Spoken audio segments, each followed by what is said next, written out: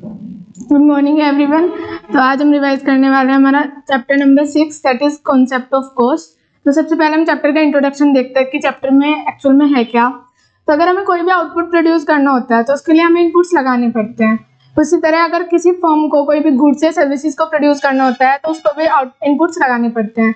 तो जो खर्चा वो फर्म इन इनपुट्स के लिए करती है उसी को हम कॉस्ट कहते हैं। यानी अगर कोई आउटपुट हमें प्रोड्यूस करना है उस पर जो हम खर्च करते हैं उस प्रोडक्शन प्रोसेस में उसको हम कॉस्ट ऑफ प्रोडक्शन कहते हैं। There are two types of inputs. First one is factor inputs and non factor inputs. Factor inputs होते हैं land, labour, capital and entrepreneur, और नॉन फैक्टर इनपुट्स होता है रॉ मटेरियल। लैंड को हम factor payment करते हैं रेंट, लेबर को फैक्टर पेमेंट जाती है वेजेस, कैपिटल को इंटरेस्ट और एंटरप्रेन्योर को प्रॉफिट। उसी तरह रॉ मटेरियल के लिए हम पेमेंट करते हैं और इन सब का सम ही कॉस्ट होता है। मतलब rent plus wages plus interest plus rent profit and plus payment is equals to cost. अब देखते हैं कॉस्ट का मीनिंग क्या होता है। Cost refers to the expenditure incurred by the producer explicitly or implicitly on the factor as well as non-factor inputs for producing goods and services। यानी cost वो expenditure होता है जो प्रोड्यूसर खर्च करता है, चाहे तो वो एक्चुअल में पेमेंट करके करे या फिर उसको एस्टिमेशन करके करे। फैक्टर इनपुट्स पे भी जैसे लैंड, लेबर, कैपिटल, एंटरप्रेन्योर या फिर नॉन फैक्टर इनपुट जो है रॉ मटेरियल, उन सबको हम कॉस्ट कहते हैं। In economics the cost is the sum total of explicit cost and implicit cost. Economics में जो कॉस्ट होती है वो एक्सप्लिसिट कॉस्ट और इम्प्लिसिट कॉस्ट का सम होती है। एक्सप्लिसिट कॉस्ट वो होती है जो हम एक्चुअल में पेमेंट करते हैं, यानी वो हम गुड्स को प्रोड्यूस करने के लिए आउटसाइड से करते हैं। और इम्प्लिसिट वो कॉस्ट होती है जो हम खुद एस्टिमेट करते हैं, जो हम जो फैक्टर्स हम खुद सप्लाई करते हैं उसके लिए जो एस्टिमेटेड कॉस्ट होती है वो इम्प्लिसिट कॉस्ट होती है। अब देखते हैं इम्प्लिसिट कॉस्ट और एक्सप्लिसिट कॉस्ट होती क्या है। First is explicit cost. Expenditure incurred by the producer on the purchase of inputs from the market is called explicit cost। Explicit cost वो खर्चा होती है जो प्रोड्यूसर खर्च करता है इनपुट्स को मार्केट से परचेज करने के लिए। It involves actual payment of money to the outsider. इसमें एक्चुअल पेमेंट ऑफ मनी होती है, आउटसाइडर को हम एक्चुअल में पेमेंट करते हैं। For example purchase of raw material, wages, salaries to the employees, rent paid to the outsiders, interest paid to bank etcetera. Next is explicit cost is also known as out of pocket cost and accounting cost. इसको out of pocket cost भी कहते हैं और accounting cost भी कहते हैं क्योंकि इसको हम अकाउंट में एस्टिमेट करते हैं, इम्प्लिसिट कॉस्ट को हम इंक्लूड नहीं करते अकाउंट्स में। Second is implicit cost. Estimated expenditure on this use of self own inputs is called implicit cost. Implicit cost वो एक्सपेंडिचर होता है जो प्रोड्यूसर एस्टिमेट करके चलता है उन फैक्टर्स के लिए जो वो खुद सप्लाई करता है। It is the estimated value of the input supplied by the owner including normal profit। ये वही वैल्यू होती है जो प्रोड्यूसर एस्टिमेट करता है जो उन फैक्टर्स को जो खुद सप्लाई करता है। लाइक अगर हम टीचिंग कर रहे हैं और जो हमारा प्लेटफॉर्म मतलब जो हमारा रूम है या फिर जिस स्पेस में हम पढ़ा रहे हैं वो हमारा खुद का हो तो उसकी जो रेंट होगा वो हम एस्टिमेट करके चलेंगे, वो इम्प्लिसिट कॉस्ट होगी। सच cost is the cost of self supplied factor. ये कॉस्ट सेल्फ सप्लाइड फैक्टर की कॉस्ट होती है। Implicit cost is calculated because if own factors were not used by the owner in his firm, then he would have hired them from the outsiders. So the imputed value of the factors, that is the implicit cost, is included in the total cost of production। यानी अगर implicit cost को हम इसलिए include करके चलते हैं क्योंकि अगर जो फैक्टर्स ओनर प्रोवाइड करा रहा है अगर वो ना कराता तो उसको बाहर से हायर करता, और अगर बाहर से हायर करते उसके लिए उसको पेमेंट करनी पड़ती। तो इसलिए हम टोटल कॉस्ट को मतलब सही डिसीजन लेने के लिए टोटल कॉस्ट में इसको इंक्लूड करके चलते हैं। It is known as imputed cost. इसको इम्प्यूटेड कॉस्ट भी बोलते हैं यानी एस्टिमेटेड कॉस्ट भी बोलते हैं। इस टॉपिक से रिलेटेड हमने क्वेश्चन किया था। Next is selling cost and production cost. Selling cost वो खर्चा होती है जो प्रोड्यूसर करता है गुड्स की सेल को प्रमोट करने के लिए, जैसे advertisement expenses, printing, postage expenses etcetera. B is production cost. Production cost वो खर्चा होता है जो प्रोड्यूसर करता है गुड्स और सर्विसेज को प्रोड्यूस करने के लिए। Next is short run cost. Short run एक पीरियड ऑफ टाइम होता है जिसमें कुछ फैक्टर्स तो फिक्स होते हैं और कुछ वेरिएबल्स होते हैं। सो शॉर्ट रन कॉस्ट को हम दो पार्ट में डिवाइड कर सकते हैं। First is fixed cost and second is variable cost. Sum total of fixed cost and variable cost is equals to the total cost. यानी जो टोटल कॉस्ट होती है वो टोटल फिक्स्ड कॉस्ट और टोटल वेरिएबल कॉस्ट का sum होती है।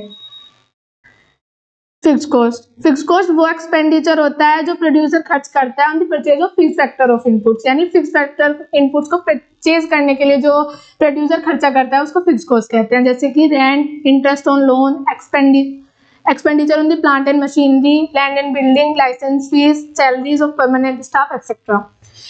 Fixed costs are also called supplementary cost, overhead cost, indirect cost, general cost and unavoidable cost.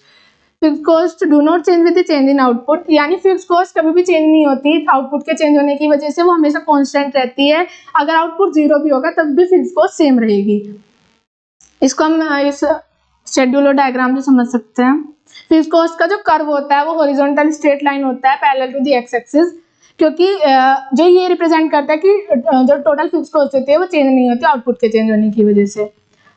Fix cost fix factor are purchase before production actually start. जो total fix cost होती है, मतलब जो fix factors होते हैं उनको हम production को स्टार्ट करने से पहले ही परचेज कर लेते हैं। तो जो टोटल फिक्स कॉस्ट होती है वो प्रोडक्शन स्टार्ट करने से पहले ही हमारी लगनी स्टार्ट हो जाती है। चाहे प्रोडक्शन जीरो हो तब भी हमारी फिक्स कॉस्ट सेम रहेगी। Second is next is variable cost. Variable cost वो एक्सपेंडिचर होता है जो प्रोड्यूसर खर्च करता है on the use of variable factors of production. मतलब वेरिएबल फैक्टर्स जो चेंजेबल फैक्टर्स हैं उन पे जो खर्चा होता है वो वेरिएबल कॉस्ट होती है। जैसे payment of raw materials, wages to casual labours, electricity expenses, fuel expenses etcetera. Variable cost vary directly with the level of output, that is variable cost change with the change in output. यानी variable cost होती है वो output के change होने की वजह से change हो जाती है, और हर लेवल ऑफ आउटपुट पे वेरिएबल कॉस्ट होती है वो अलग अलग होती है। वो डिपेंड करता है कि हम आउटपुट कितना, मतलब हम क्वांटिटी कितनी प्रोड्यूस कर रहे हैं, उसके अकॉर्डिंग हमारी वेरिएबल कॉस्ट लगती है। There is a direct relationship between output and variable cost. Variable cost और आउटपुट में डायरेक्ट रिलेशन होता है, यानी अगर आउटपुट हम बढ़ाएंगे तो वेरिएबल कॉस्ट में हमारी बढ़ेगी, और अगर आउटपुट हम कम प्रोड्यूस करें तो हमारी वेरिएबल कॉस्ट भी कम आएगी। Variable cost are also known as prime cost, direct cost और अवॉइडेबल कॉस्ट। वेरिएबल कॉस्ट को हम प्राइम कॉस्ट भी बोलते हैं, डायरेक्ट कॉस्ट भी बोलते हैं और अवॉइडेबल कॉस्ट भी बोलते हैं। इसको हम अवॉइड कर सकते हैं क्योंकि अगर हम प्रोडक्शन नहीं करेंगे तो हमारी वेरिएबल कॉस्ट नहीं आएगी, तो इसलिए हम इसको अवॉइडेबल कॉस्ट कहते हैं। इसको हम जो टोटल वेरिएबल कॉस्ट का कर्व होता है वो इनवर्सली एस शेप्ड होता है, और ये ओरिजिन से स्टार्ट होता है, जो कि ये दिखाता है कि जो वेरिएबल कॉस्ट होती है वो जीरो लेवल ऑफ प्रोडक्शन पे जीरो ही आती है। TVC curve is inversely S-shaped as it initially increases at a decreasing rate and later it increases at an increasing rate. It happens due to law of variable proportion. ये inversely S-shaped इसलिए होता है क्योंकि starting में decreasing rate से बढ़ता है और बाद में इंक्रीजिंग रेट से बढ़ता है, जो कि लॉ ऑफ वेरिएबल प्रोपोर्शन की वजह से होता है। Next is total cost. Total cost is the sum total of fixed cost and variable cost. जो टोटल कॉस्ट होती है वो total fixed cost plus total variable cost होती है। जो टीसी का कर्व होता है वो भी इनवर्सली एस-शेप्ड होता है, क्योंकि जो टीएफसी होता है वो हमेशा कांस्टेंट रहता है, तो जो भी टीसी में चेंज होता है वो टीवीसी की वजह से होता है। डायग्राम का एक्सप्लेनेशन देखते हैं। The difference between total cost and total variable cost is constant because of which TC and TVC parallel to each other. जो टीसी और टीवीसी के बीच का डिफरेंस होता है, दैट इज ये जो डिफरेंस होता है ये हमेशा कांस्टेंट रहता है, और इसी की वजह से जो टीसी कर्व होता है टीवीसी कर्व होता है वो पैरेलल होता है। Since TFC remains same at all level of output, the change in TVC is entirely due to TVC. The change in TC is entirely due to TVC. जो TFC का curve होता है वो जो TFC होती है वो हमेशा कांस्टेंट रहती है, तो इसी वजह से जो TC में चेंज होता है वो पूरा का पूरा TVC की वजह से होता है।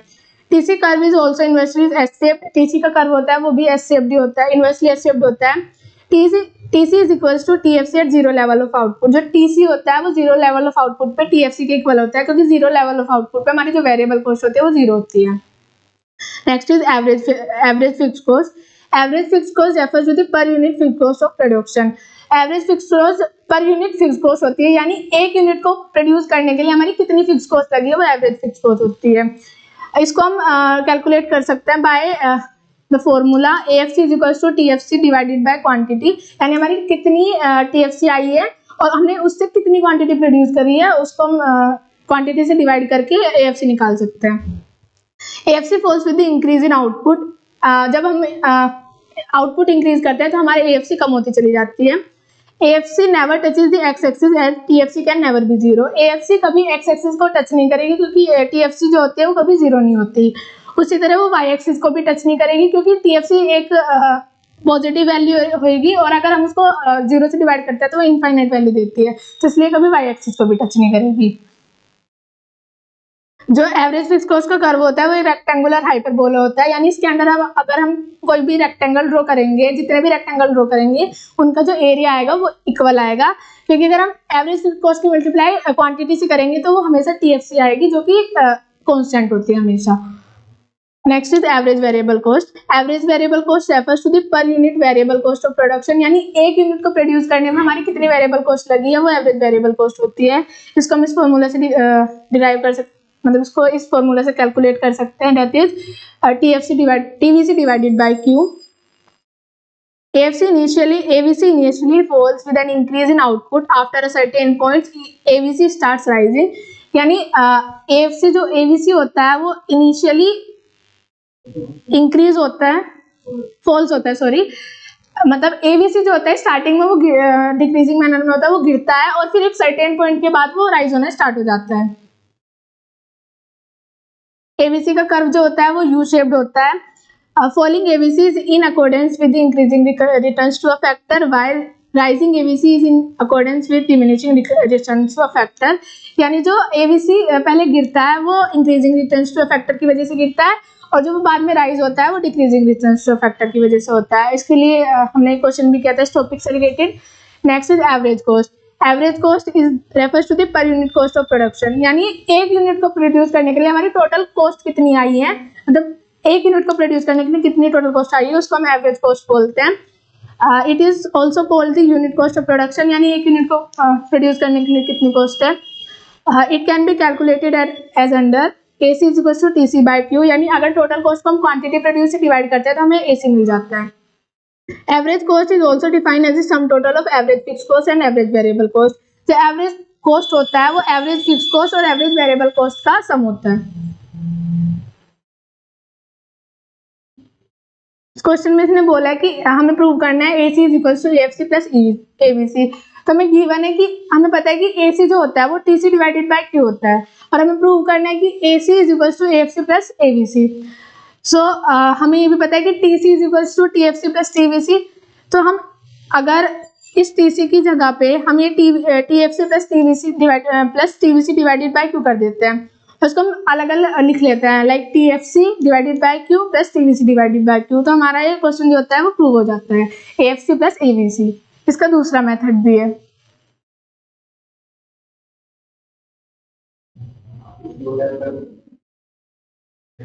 AC जो कर्व होता है वो यू शेप्ड होता है, क्योंकि AC initially falls with increase in output, after certain point AC start rising, यानी जो AC होता है वो स्टार्टिंग में तो फॉल होता है, लेकिन एक सर्टेन पॉइंट के बाद वो राइज होना स्टार्ट हो जाते हैं। AC कर्व, AVC कर्व और AFC कर्व की इंपॉर्टेंट ऑब्जर्वेशन देखते हैं। AC curve will always lie above the AVC curve since AC includes AFC। जो AC कर्व होता है वो हमेशा AVC कर्व के ऊपर लाई करेगा, क्योंकि AC में हमारा AFC भी इंक्लूड होता है। As the output increases, the gap between AC and AVC curve decreases. It happens due to diminishing AFC। जो जैसे जैसे हम आउटपुट इंक्रीज करेंगे, जो AC और AVC का गैप होता है वो डिक्रीज होने स्टार्ट हो जाता है, क्योंकि जैसे हम आउटपुट इंक्रीज करते हैं तो AFC भी डिक्रीजिंग होने स्टार्ट हो जाता है, और जो इनका गैप होता है AC और AVC का गैप होता है वो AFC ही होता है। AC and AVC curves never intersect each other because AFC can never be zero। AC और AVC का कर्व कभी भी इंटरसेक्ट नहीं करेगा, क्योंकि AFC जो होता है वो कभी जीरो नहीं हो सकता और TFC भी कभी जीरो नहीं हो सकता, इसलिए AFC जीरो नहीं हो सकता। Marginal cost. Marginal cost is the change in total cost with an additional unit of output is produce. अगर कोई हम एडिशनल यूनिट प्रोड्यूस करते हैं तो उसकी वजह से जो टोटल कॉस्ट में चेंज होता है उसको मार्जिनल कॉस्ट कहते हैं। इसको हम दो मेथड से कैलकुलेट कर सकते हैं। पहला जो TC की हेल्प से होता है, that is MCN is equal to TCN minus TCN minus 1। यहाँ पे MCN जो होता है मार्जिनल कॉस्ट होती है nth यूनिट की, TCN जो होता है वो nth यूनिट की टोटल कॉस्ट होती है, और TCN minus 1 stand for total cost of n minus 1 unit. दूसरे मेथड से हम इसको TVC की हेल्प से कैलकुलेट कर सकते हैं, that is TVC minus TVC n minus 1। It means that MC can be calculated from both TC and TVC, यानी TC और TVC की दोनों की हेल्प से हम MC को कैलकुलेट कर सकते हैं। हमें प्रूव करना है इस क्वेश्चन में कि MCN is equal to TVCN minus 1। तो हमारे पास TCN माइनस 1 हमारे पास गिवन होता है, मतलब हमें पता है कि MC को हम दूसरे मेथड से भी निकाल सकते हैं, और हमें प्रूव करना है कि TVC के मेथड से भी निकाल सकते हैं। So we have MCN is equal to TCN minus 1. TCN की जगह पे हम TFC प्लस TVC भी लिख सकते हैं, क्योंकि TVC जो TC होता है वो TFC प्लस TVC मतलब TVC होता है, और TCN माइनस 1 की जगह हम TFCN minus 1 plus TVCN minus 1 लिख सकते हैं। और जो TFC होता है वो हर लेवल पे सेम रहता है, तो हम TFCN से TFCN माइनस 1 को कैंसिल कर सकते हैं क्योंकि वो इक्वल रहता है, तो हमारा ये क्वेश्चन प्रूव हो जाएगा। मार्जिनल कॉस्ट कैन ऑल्सो भी calculated by delta TC upon delta Q, यानी जो चेंज होता है TC में और क्वांटिटी में चेंज होता है उसको हम डिवाइड करके क्वांटिटी से ये भी ऐसे भी निकाल सकते हैं। इसका दूसरा मेथड ये भी है कि delta TVC upon delta Q, यानी जो TVC में चेंज हुआ है क्वांटिटी में चेंज हुआ है उसकी एलसीबी हम MC को निकाल सकते हैं।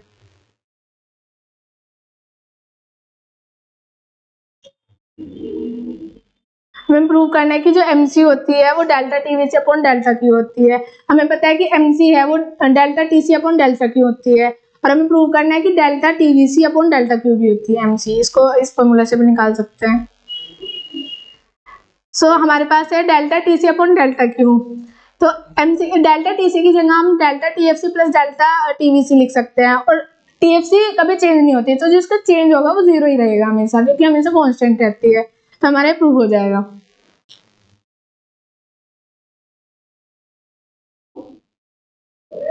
जो MC कर्व होता है वो यू शेप्ड होता है, ये स्टार्टिंग में फॉल होता है और फिर एक पॉइंट के बाद ये राइज होने स्टार्ट हो जाता है, जो कि लो वेरिएबल प्रोपोर्शन की वजह से होता है।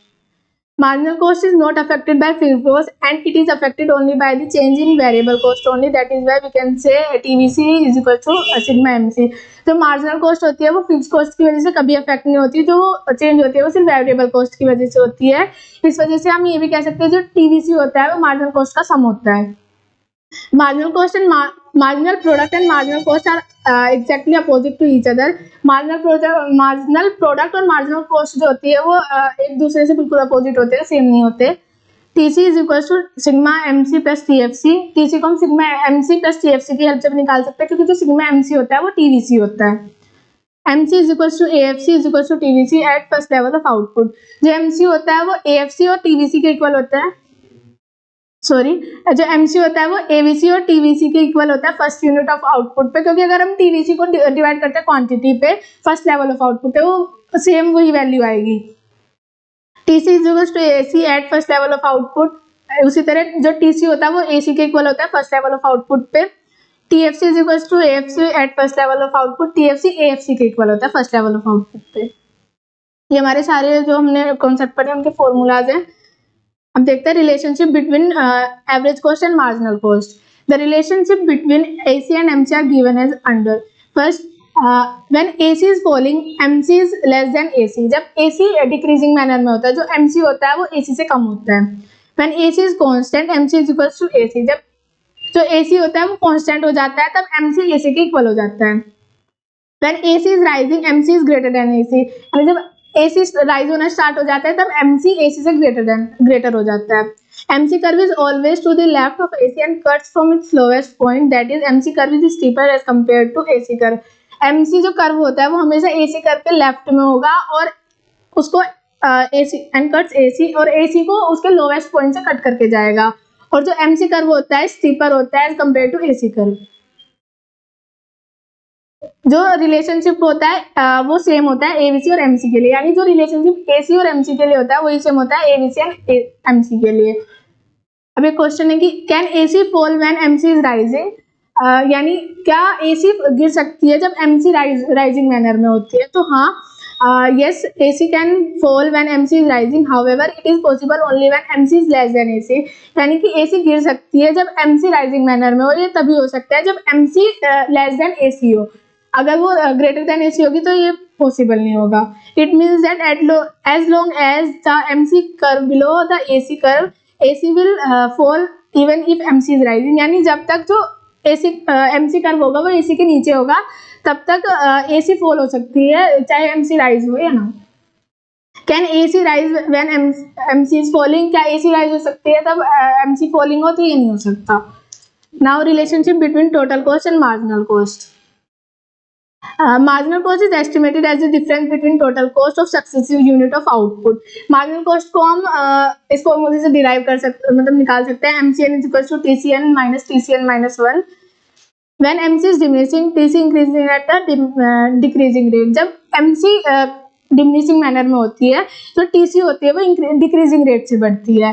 जब MC इसका लोवेस्ट पॉइंट रीच कर लेती है, TC stops increasing at a decreasing rate, यानी वो डिक्रीजिंग रेट से बढ़ना बंद कर देती है। और जब MC राइजिंग होती है तो TC इंक्रीजिंग रेट से बढ़ती है। The relationship between TVC and MC will be the same as between TC and MC because the difference between TC and TVC is constant equal to the fixed cost। जो relation होता है TVC और MC का वो same रहेगा TC and MC के लिए, क्योंकि जो डिफरेंस होता है TC और TVC का वो कांस्टेंट होता है, जो फिक्स्ड कॉस्ट होता है, टोटल फिक्स्ड कॉस्ट होता है। ये क्वेश्चंस किए थे हमने, तो चैप्टर हमारा कंप्लीट हो गया।